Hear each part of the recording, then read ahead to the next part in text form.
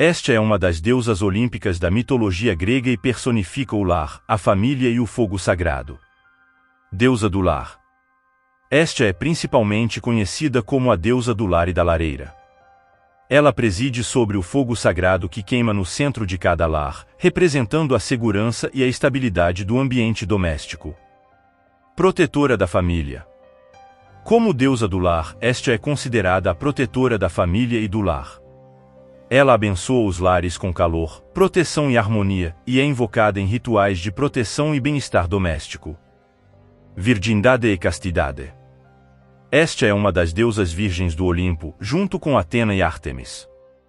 Ela jurou manter sua virgindade e permanecer solteira, dedicando-se exclusivamente ao cuidado dos lares divinos e humanos.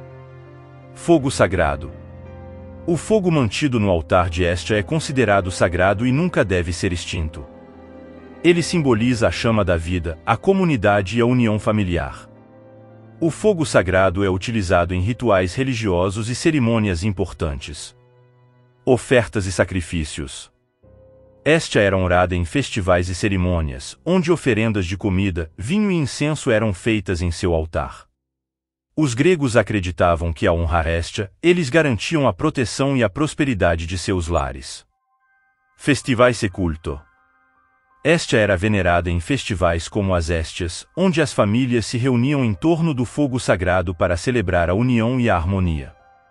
Seu culto enfatizava a importância da vida familiar e comunitária. Neutralidade e tranquilidade. Hestia é frequentemente retratada como uma figura neutra e tranquila, representando a estabilidade e a constância.